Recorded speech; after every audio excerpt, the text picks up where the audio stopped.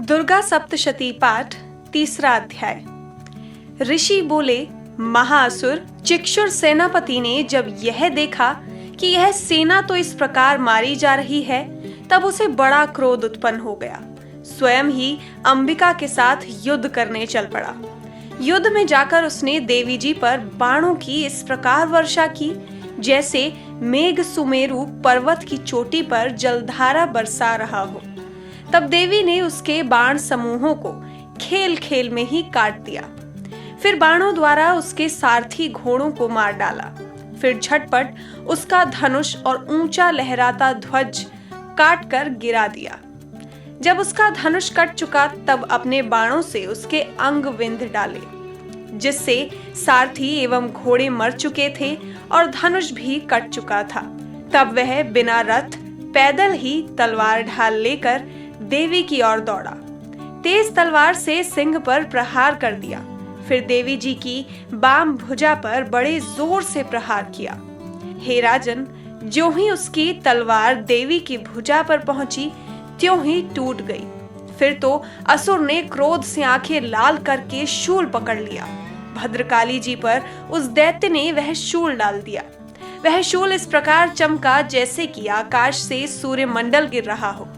देवी जी ने अपनी ओर आते हुए शूल को देखकर उस पर अपना शूल चला दिया, जिससे वह शूल के सैकड़ों टुकड़े हो गए।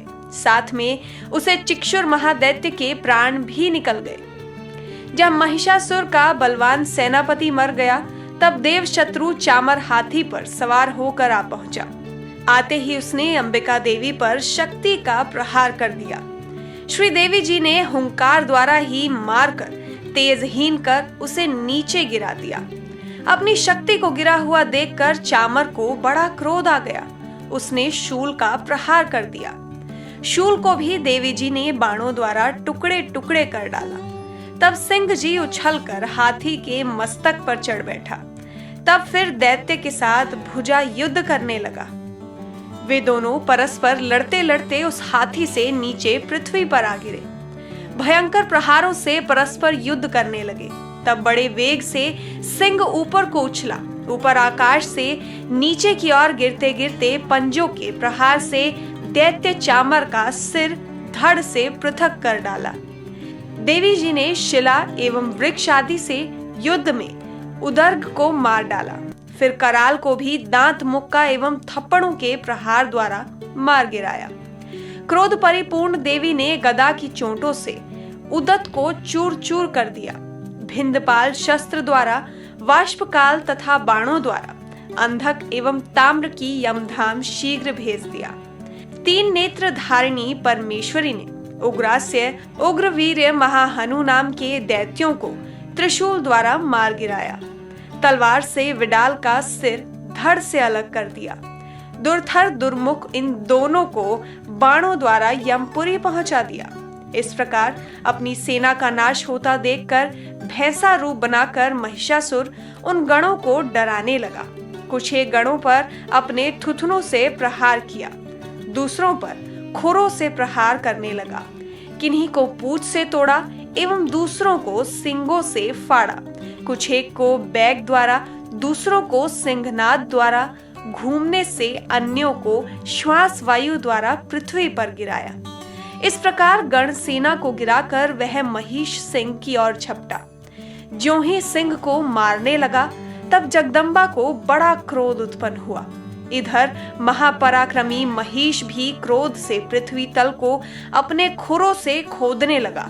फिर अपने सींगों से बड़े ऊंचे ऊंचे पहाड़ उठाकर फेंकने लगा। साथ में गर्जने भी लगा। बेग के साथ घूमने पर पृथ्वी क्षुब्ध होकर फटने लगी। उसने पूंछ से समुद्र पर प्रहार किया, जिससे क्षुब्ध होकर समुद्र पृथ्वी को चारों ओर से डुबाने लगा। चलायमान होते हुए सिंगों के द्वारा छिन्न भिन्न हुए बादल टुकड़े टुकड़े हो गए। उसके श्वासों की कठोर वायु से उड़ते हुए सैकड़ों पर्वत आकाश से गिरने लगे। इस प्रकार क्रोधपूर्ण उस महादैत्य को अपनी ओर आता देखकर चंडिका उसे मारने के लिए क्रोध में आ गई। कुपित चंडिका ने उसकी ओर पाशा फेंका। उसके द्वारा उस दैत्य को बांध लिया। तब तो उस महायुद्ध में बंधे हुए उस दैत्य ने अपना महिष के रूप का त्याग कर दिया, झटपट सिंह के रूप में आ गया। ज्यों ही चंडिका उसका सिर काटने लगी, तब तो वह तलवार हाथ में लिए पुरुष दिखाई देने लगा। तब शीघ्रता से तलवार ढाल वाले उस पुरुष को अपने बाणों से देवी ने भींद डाला। तब वह एक बड़ा हाथी हो गया। अपने सूंड से उस महान सिंह को खींचा, फिर गरजने लगा। उसके खींचते समय अपनी खंग के द्वारा देवी ने उसकी सूंड को काट दिया। फिर वह महादैत्य भैंसे के रूप में आ गया। इसी प्रकार चराचर त्रिलोकों को सताने लगा। उस समय जगन्माता चंडिका क्रोध में आकर फिर उत्तम मधुपान करने लगी और लाल लाल नेत्र करके हंसने लगी। वह दैत्य भी बल पराक्रम के मद में उन्मत्त होकर गरजने लगा। अपनी सींगों से उठाकर पहाड़ देवी की ओर फेंकने लगा। देवी जी ने भी अपने बाणों के समूह से उसके फेंके हुए पर्वतों को चूर चूर कर दिया।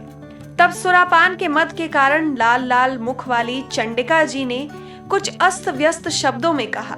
देवी जी बोली, हे मूढ़, जब तक कि मैं मधुपान कर लूं, तब तक तू क्षण भर के लिए गर्ज ले।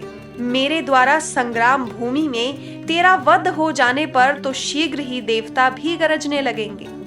ऋषि बोले, इस प्रकार कहकर देवी जी उठकर उस महादैत्य पर चढ़ गई। पांव से दबाकर दैत्य के कंठ पर त्रिशूल से आघात किया। देवी के पांव से दबे हुए उस दैत्य ने अपने मुख से बाहर निकलने का प्रयत्न दूसरे रूप से किया। अभी आधा निकला था कि देवी जी ने अपने पराक्रम द्वारा वहीं रोक लिया। आधा निकलकर भी उस दैत्य ने युद्ध करना आरंभ किया। तब देवी जी ने अपनी तीखी तलवार से उसका सिर काटकर नीचे गिरा दिया। दैत्य सेना हाहाकार करने लगी। तब उस सारी सेना का भी देवी जी ने नाश कर दिया। सभी देवता अत्यंत प्रसन्न हुए। दिव्य महर्षियों के साथ देवता लोगों ने उन देवी की स्तुतियों की गंधर्व जन गायन करने लगे और अप्सराएं नाचने लगी।